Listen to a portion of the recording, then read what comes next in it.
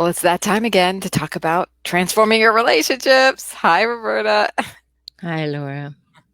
Well, we've got one of our other touchy subjects here. We're talking about emotional anxiety and how it affects other people or emotions in general. Have you ever felt like the way you're being is affecting other people? And why? And taken. Let's see. I have definitely done that. I know that my emotions come out sometimes and they inadvertently hurt others. I And think every human does that. I mean, I'm thinking about this story that was told, probably an urban legend, about this fellow. He was meditating in the Himalayas for 20 years, and he came down into the city. He was walking down the street, and everybody's kind of looking at him and then somebody didn't notice him and he kind of hit him as they walked by. And he went off like a Roman candle, just screaming, yelling. So, you can spend 20 years in meditation and still be irritated. it happens to the best of us, is what I'm hearing. So, yes, it's a moment to moment consciousness about what state you're in and how much of a filter you've installed, because that's something that you work on, installing your own filter. Oh, people have filters? Well, it's nice if they do. Yeah. Not all people have them. I've noticed that. And then some people have filters when they don't have anxiety, but as soon as they have anxiety, they go right back to the wall. Like someone said to me this morning about a hijackal, and they said, you know, well, is reasonable quite a bit of the time. I said, yes. And every time he has anxiety, he regresses to somewhere between 3 and 7 years of age. And she said, yeah, that's exactly what happens, because that's what happens where the anxiety sits, is in that regression. And so they're anxious and they have a tantrum. They just say whatever's on their mind. They slam doors. They're rude, anything, because that sense of self is touched, and everybody else has to be wrong. It's it's such a knee-jerk reaction, it looks like, when you're witnessing it, and either when I'm witnessing it in myself or I'm witnessing it in others. I'm like, oh, they just went knee-jerk. And the filter they have is the world is against me, or the this happened to me, and see, it proves everything about me and how I feel. It's very validating in a way when something happens to somebody, even though it's very negative, but then they get to be right and they get to express this energy out. But then who gets the brunt of that pain? That pain that was building up, like that story you just told about meditating. And then all of a sudden, there must have been something that he didn't know was there that just came out because it was never looked at. It was never addressed. It was never given airtime. Well, and also he wasn't really peaceful. He just didn't have any people around. So there was no one to irritate him. So he did, how dare you? I'm in my bubble and somebody touches me. How dare you? Well, you haven't had that experience in 20 years, so you haven't had to monitor that experience, you And for know. those of us who are with people and we find ourselves in arguments, and we keep going and going and going. Sometimes I'll catch myself and I'll be like, well, why am I just arguing this? Why am I pushing this point in this way? Why? Why do I have to be right? When it's damaging a relationship, when that other person, it's hurting that other person, or it's stressful for that other person. Why do we have this need to like blurt, to get it out, to be right? What is this? Well, I think each one of us, when we're a child, feels like we are at the mercy of the giants, right? That's the whole thing. I mean, we're born into this place where everybody's big and we need them to take care of us and want them to be nice to us. And if they were nice to us and all, we kind of had a conversation, a conservation level of I'm okay. If we were welcomed by joy, if people really paid attention to us, they met our needs, they let us know they were glad we were here, we build up an opportunity to say, people are good. This is safe. I'm all right. But if we have had troubling circumstances when we're young, or recently a troubled, terrible relationship, or toxic or abusive relationship, particularly an emotionally abusive relationship that took place over time, or had emotionally abusive parents, things are pretty close to the surface about whether or not we're safe. And so that protective element comes out. There are other things too. Sometimes people have underlying resentments that they meet somebody that they admire greatly, and they they're kind of like they admire this person, but they're kind of annoyed that they do.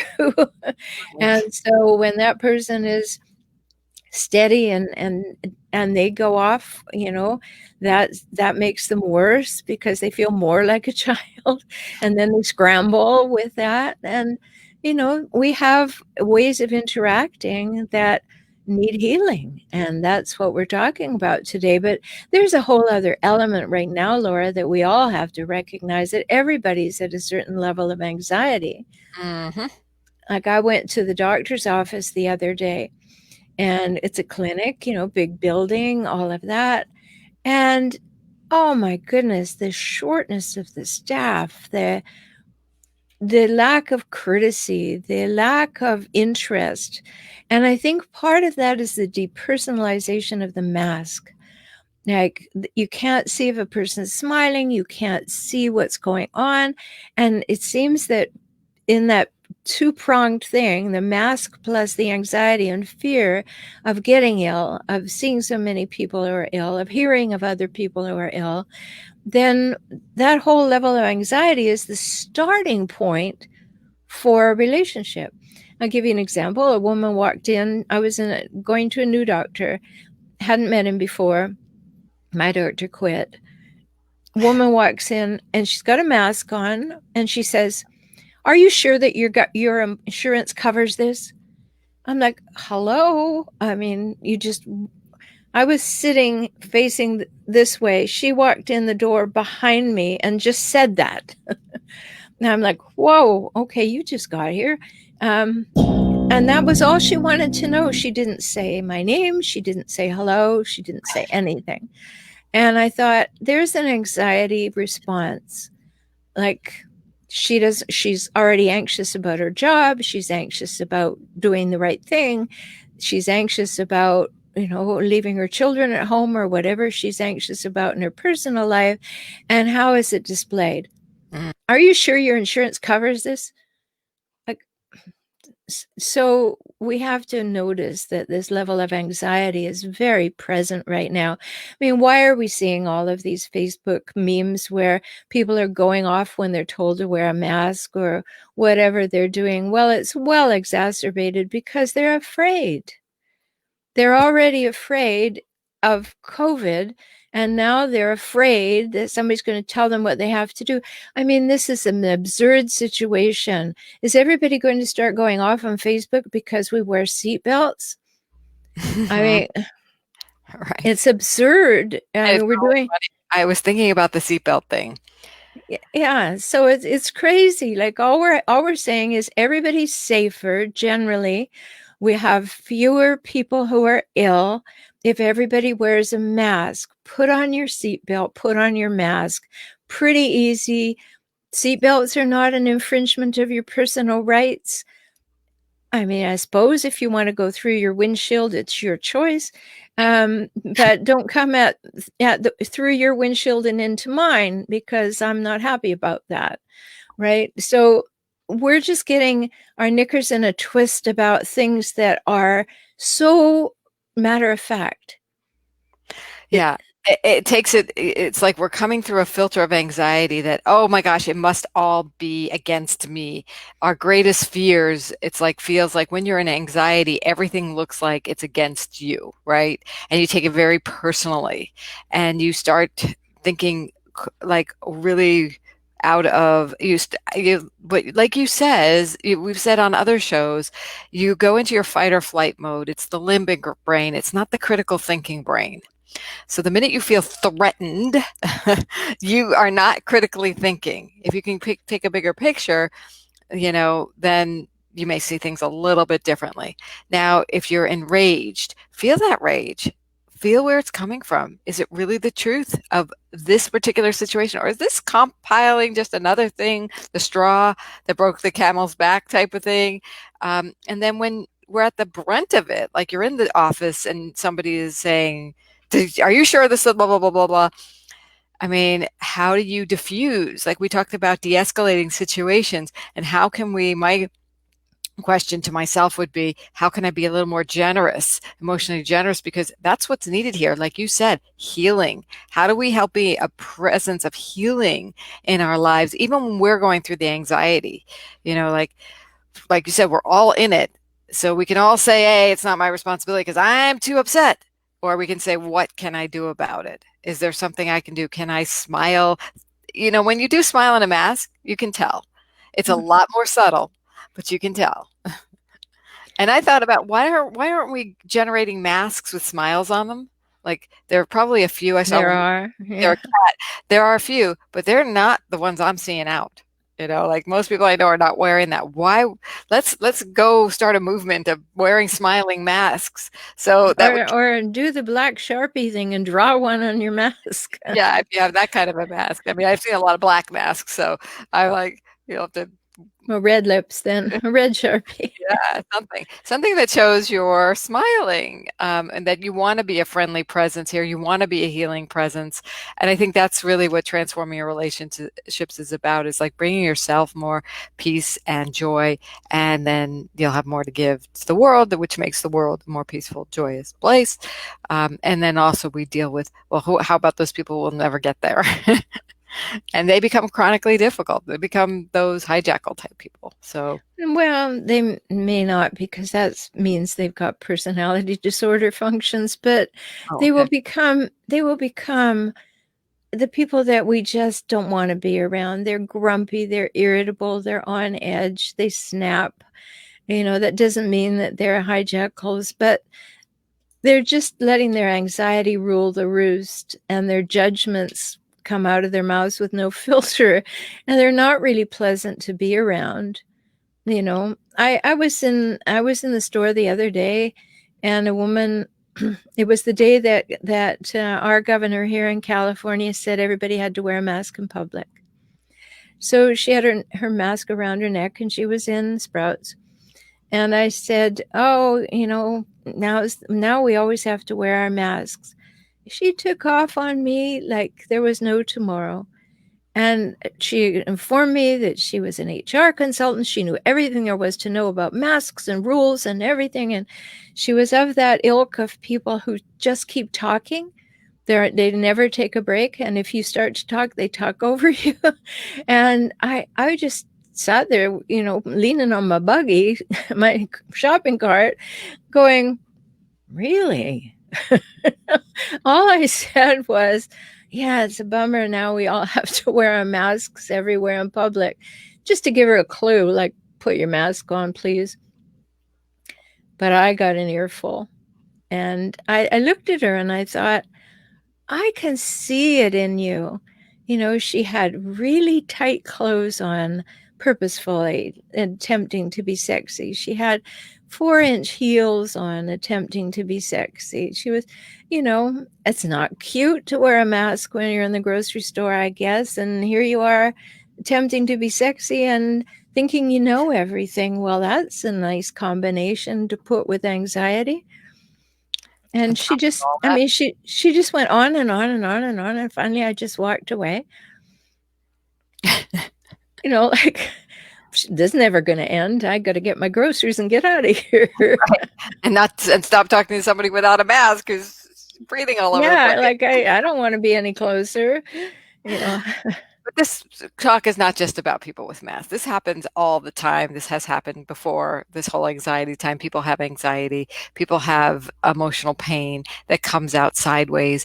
If you ever caught yourself in an argument like I have, and I'm like, why am I going on? I start to question myself. Why is this? Why do I have so much energy about this particular instance? Because it's not about this particular instance. It's about a history.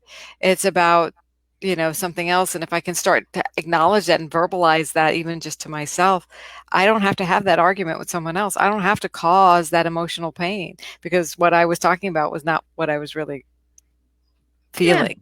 It wasn't yeah, related to what I was really needed to talk about, to heal that, to get past that, um, to be able to be more compassionate out there. Because I know I've had emotional pain that has come out sideways. Um, and when I catch myself, I like to be responsible for that. It's like, oh, shoot. I just, yeah. did all this really, I was really short because it is. And we need to find healthy ways to get it out. Any Yeah. suggestions? Well, yeah, I do. But a long time ago, I don't know, 30 years ago, before we were so careful about any kind of sexist role, but it kind of illustrates this. It may have been longer than 30 years ago, but they were talking about, it was an example of anger, and it was a drawing in a book. And it was the man coming home from work where he'd had a terrible day, and he's complaining to his wife, and that's all happening. And she gets short with the children, and the children get short, and they kick the dog, right?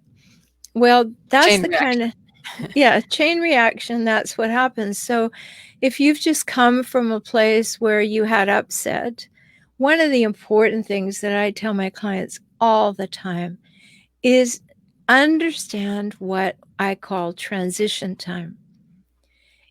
Give yourself enough time to transition from one conversation to another, one person to another, one location to another. I use it particularly for when you come home from work. Take 15, 20 minutes, sit in a park, think about it. Okay, I had a bad day. What am I going to leave here at work? What am I going to take home with me? Let me visualize home. This is the people I love. It would be really great if I came into them with love as opposed with bringing my whole day with me.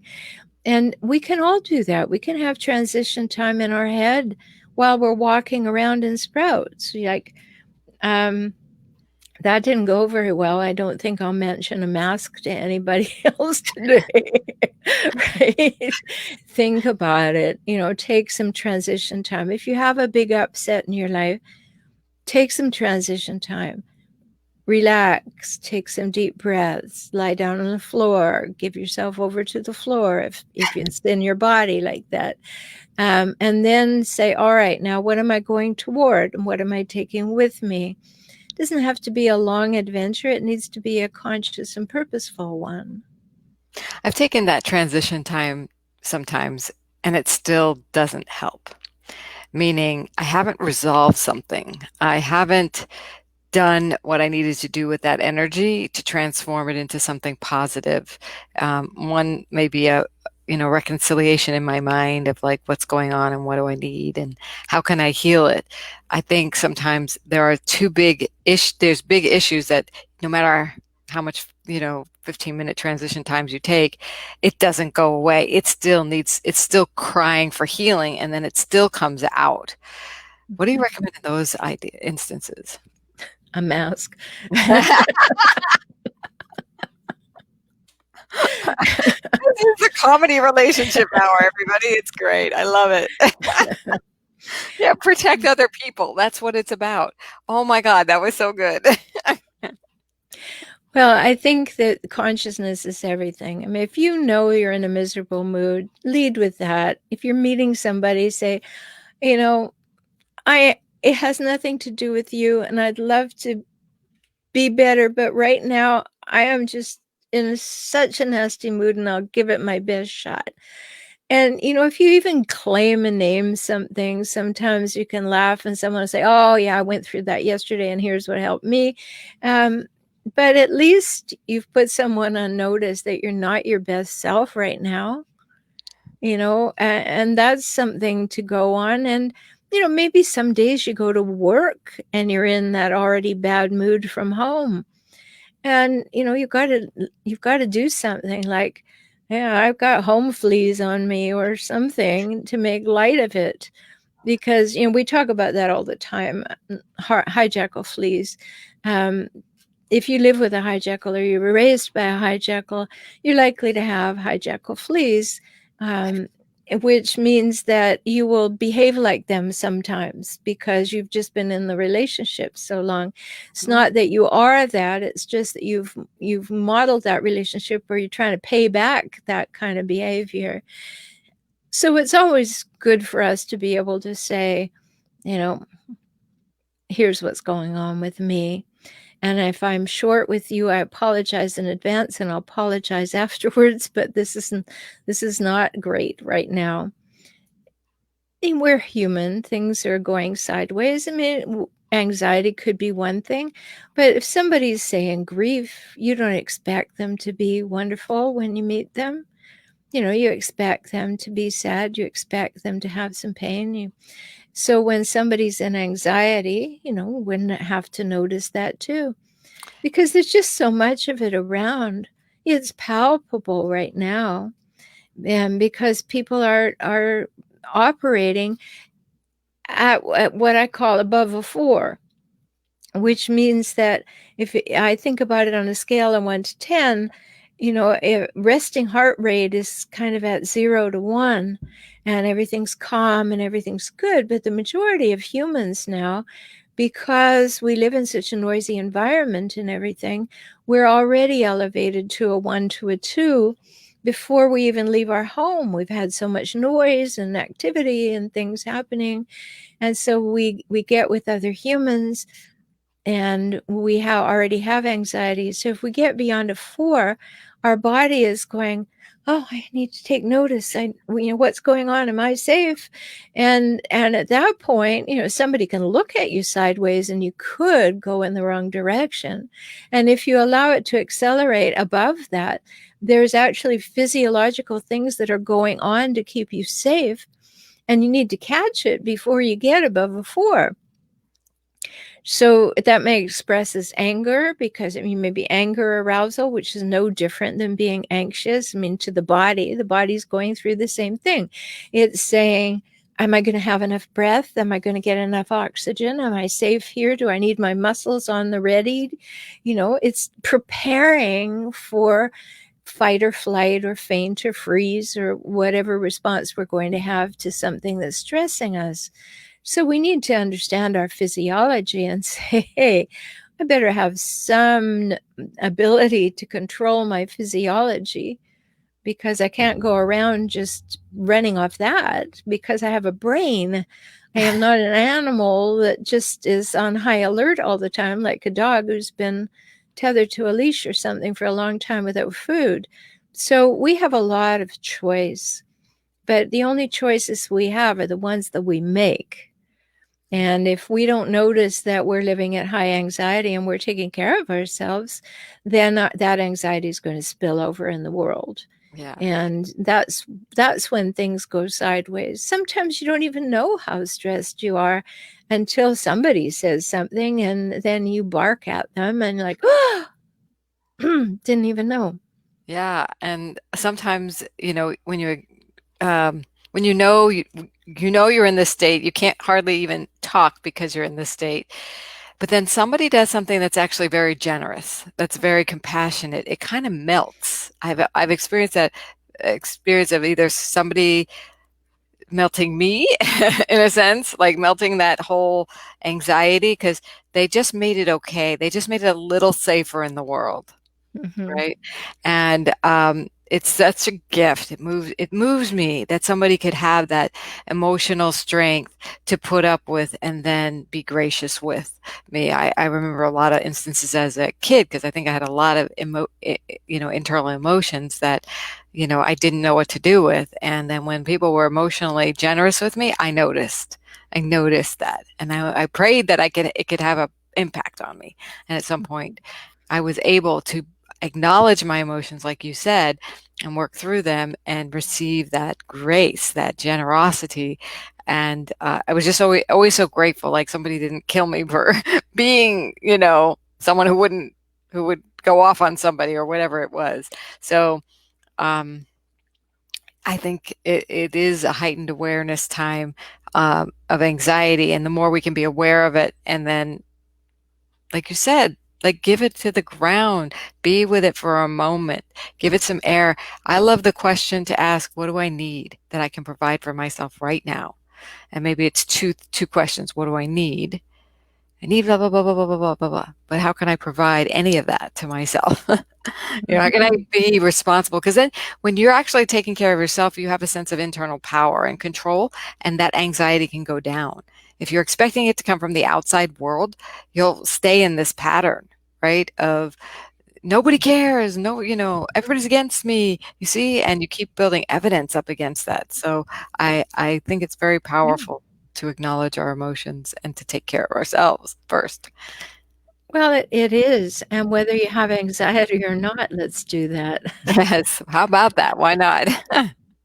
Yeah, You because know, it's really exciting to do, to be able to know that when you're in a state, you have the power to transform that. And I love the words transform your relationships of our show, your website, Transforming Relationships, um, is what we want to give people insight to. And I think having the conversation for myself also, it's like, oh yeah, a reminder. Let's be a little bit more conscious, aware. How can I take care of myself emotionally without having to hurt anybody else, right? It's really about mhm. that. Yeah, and who do I want to be in the moment is a good question to Mm. ask, you know? Am I demonstrating my values by what I'm about to do or say? Now, of course, that takes a degree of consciousness you may not have when your shoulders are up around your earlobes, but it's getting in the habit of asking yourself that all the time, no matter where we've come from, no matter what past we've had in the moment, we can decide to do things our way. And if our way is, I'm going to be calm right now, that's all I'm going to focus on is I'm just going to stay calm and interested in this conversation. Maybe that's all you can do. Maybe you're not even completely present in your body the way you'd like to be, but if you can stay calm and interested, then at least you won't have anything to regret. I love I've taught a lot of anger management classes, so I really love this quote. It's by Ashley Brilliant, and he said, "When you're angry, you'll make the best speech you'll ever regret." Yeah. So So keep calm and carry on. so it's important to realize that we can do something about not making speeches we'll regret. We have that power. Yeah. And that's a really great early step in preventing out an old habit of just blurting out or getting your anxiety out or not being conscious, is to just not say anything. See if you can Yeah. calm yourself internally. And then find someone to talk to who can walk you through that. And that may be a friend, it may be your partner. Just say, I just need to talk. I just need to talk myself through this, but I can't do it alone because I need your nodding presence. These things happen, and then this happened, and I felt this way, and then I said this, and I feel so awful, and I wish I hadn't, and I don't know what to do. And, pretty soon you find yourself kind of calm and able to talk about it, and then you can make a plan. Hmm. But if you just keep it stored inside, it won't go anywhere good. It'll just keep festering.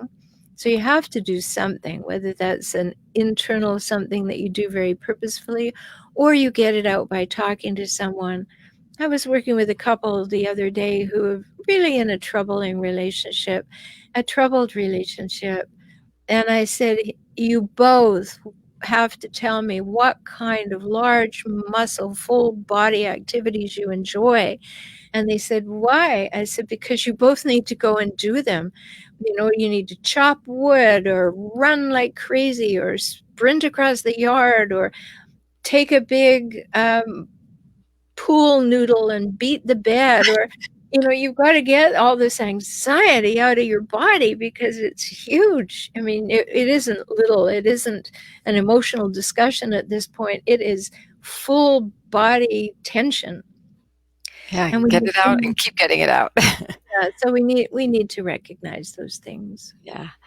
Well, this has been a wonderful conversation as always to start people thinking about how to keep each other safe, really, keep each other safe emotionally.